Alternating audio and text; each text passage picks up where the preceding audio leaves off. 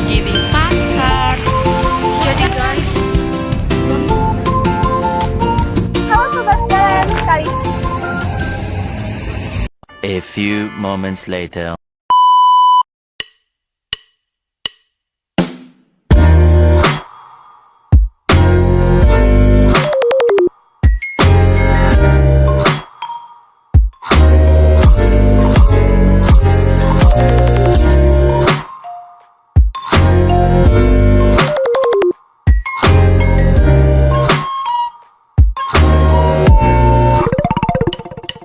Now there's a lot of people in the crowd, but only you can dance with me. So put your hands on my body and swing that round for me. Sway me, you know I love it when the music's loud, but come and strip that down for me. Yeah, yeah, yeah, yeah. That down, girl. Love when you hit the ground. Yeah, yeah, yeah, yeah. That down, girl. Love when you hit the You ground. know that since the day I met you. Halo guys, assalamualaikum warahmatullahi wabarakatuh. Kembali lagi di video saya, video part 3. A few moments later. Dalam video saya kali ini, saya akan membahas tentang optimalisasi infrastruktur dalam industri perbankan syariah di kota Ternate di era digital. Optimalisasi infrastruktur dalam industri perbankan syariah di kota Ternate di era digital sangat penting untuk meningkatkan efisiensi operasional, memperluas jangkauan layanan, dan meningkatkan kepuasan pelanggan. Berikut adalah beberapa langkah yang dapat diambil untuk mencapai optimalisasi infrastruktur di era digital. Yang pertama, ada penguatan infrastruktur teknologi informasi atau biasa disingkat TI. Ada dua. Yang pertama, ada peningkatan jaringan dan konektivitas, yaitu untuk mendukung transaksi di era digital yang cepat dan aman. Di perbankan syariah perlu memastikan jaringan internet yang kuat dan stabil. Infrastruktur jaringan seperti fiber optik dan koneksi 4G atau 5G harus diperkuat untuk memperlancar transaksi online. Yang kedua, ada platform digital bank, yaitu pengembangan dan pemeliharaan platform perbankan online dan aplikasi mobile banking yang user-friendly, aman, dan mudah diakses. Penggunaan teknologi seperti cloud computing dan big data bisa membantu dalam pengelolaan data transaksi secara lebih efisien. Yang kedua, ada implementasi teknologi keamanan yang canggih. Yang pertama, ada keamanan data dan transaksi, yaitu perbankan syariah harus memastikan bahwa sistem keamanan data dan transaksi digital terjaga dengan baik.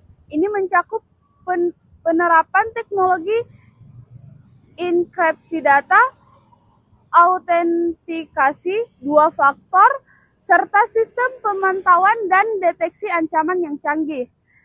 Yang berikut ada perlindungan terhadap penipuan digital, yaitu meminimalkan risiko penipuan serta memiliki sistem anti-fraud yang dapat mendeteksi dan mengatasi potensi ancaman. Yang ketiga, ada pengembangan layanan perbankan digital berbasis syariah, yaitu ada produk perbankan syariah digital, yaitu menawarkan produk-produk perbankan syariah secara digital seperti pembiayaan, simpanan, dan investasi syariah yang sesuai dengan prinsip-prinsip syariah. Perbankan syariah dapat memanfaatkan teknologi yang memberikan kemudahan akses kepada nasabah seperti fitur untuk melihat saldo, melakukan transfer, dan berinvestasi secara online. Yang berikut ada pendidikan keuangan digital syariah, yaitu mengedukasi nasabah tentang produk-produk syariah yang tersedia melalui platform digital, misalnya melalui webinar, tutorial, atau aplikasi pembelajaran interaktif yang mendalam tentang prinsip syariah dan pengelolaan keuangan sesuai syariah. Yang keempat, ada peningkatan aksesibilitas dan layanan pelanggan digital, yaitu layanan pelanggan online adalah mengimplementasikan chatbot atau customer service berbasis AI untuk melayani nasabah 2/7 sehingga memudahkan nasabah untuk mengakses informasi atau menyelesaikan masalah kapan saja. Yang berikut ada pengembangan ATM dan kios digital, yaitu meningkatkan jumlah dan kualitas mesin ATM dan kios layanan perbankan untuk memudahkan transaksi tanpa perlu mengunjungi kantor cabang. Yang kelima, ada kolaborasi dengan ekosistem digital. Yang pertama ada kemitraan dengan finansi dan e-commerce, yaitu bekerja sama dengan perusahaan finansi dan platform e-commerce lokal untuk memperluas jangkauan layanan perbankan syariah. Hal ini juga dapat membuka peluang untuk menyediakan produk syariah dalam ekosistem digital yang lebih luas, seperti pembayaran berbasis QR kode atau dompet digital syariah. Yang berikut ada partisipasi dalam sistem pembayaran digital, yaitu mengintegrasikan perbankan syariah ke dalam ekosistem pembayaran digital nasional dan internasional untuk mempermudahkan transaksi nasabah, baik secara domestik maupun internasional. Yang keenam, ada peningkatan sumber daya manusia atau SDM digital, yaitu pelatihan dan pengembangan karyawan adalah memberikan pelatihan kepada karyawan untuk memahami teknologi baru serta prinsip-prinsip syariah yang berlaku dalam layanan perbankan digital. Ini akan meningkatkan kinerja dan kualitas layanan yang diberikan oleh bank. Berikutnya ada rekrutmen talent digital, yaitu merekrut tenaga ahli di bidang teknologi informasi dan digitalisasi yang berpengalaman untuk mendukung transformasi digital bank syariah. Yang ketujuh ada penggunaan big data dan analitik untuk pengambilan keputusan. Yang pertama, pemanfaatan big data, yaitu mengumpulkan dan menganalisis data transaksi nasabah untuk memahami perilaku mereka, kemudian menggunakan informasi tersebut untuk menawarkan layanan yang lebih personal dan sesuai dengan kebutuhan nasabah. Yang berikut ada analitik untuk perencanaan bisnis, yaitu menggunakan data analitik untuk memprediksi tren pasar, meningkatkan pengelolaan risiko, dan merumuskan strategi bisnis yang lebih efektif di masa depan. Yang kedelapan, ada penyusunan kebijakan dan regulasi digital yang mendukung. Yang pertama ada kerjasama dengan regulator, yaitu menjalin kerjasama dengan Bank Indonesia atau BI dan Otoritas Jasa Keuangan atau OJK dalam mengembangkan kebijakan dan regulasi yang memadai dan memastikan industri perbankan syariah digital di Ternate tetap beroperasi dengan prinsip-prinsip syariah yang kuat. Yang berikut ada regulasi keamanan digital, yaitu memastikan adanya kebijakan yang mendukung implementasi sistem keamanan yang ketat dalam penggunaan teknologi digital di perbankan syariah.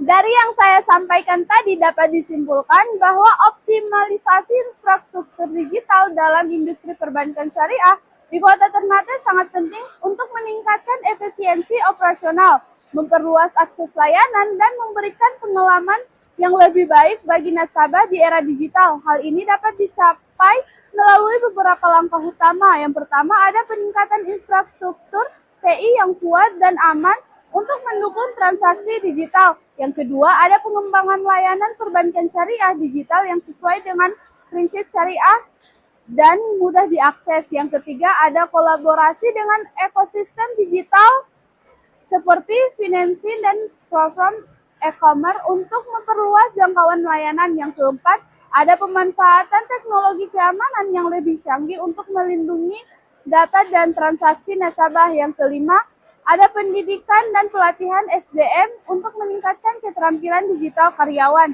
Yang keenam, ada penggunaan big data dan analitik untuk pengembalian keputusan yang lebih baik dan lebih terarah. Dengan mengimplementasi strategi-strategi ini, perbankan syariah di Ternate dapat bersaing di pasar yang semakin digital, meningkatkan inklusi keuangan, dan memastikan layanan yang lebih baik, serta berbasis prinsip syariah yang sesuai. Itu saja yang bisa saya sampaikan mengenai optimalisasi infrastruktur dalam industri perbankan syariah di Kota Ternate di era digital. Sekian, terima kasih. Sampai jumpa di video saya selanjutnya. Bye-bye. Oke teman-teman, terima kasih.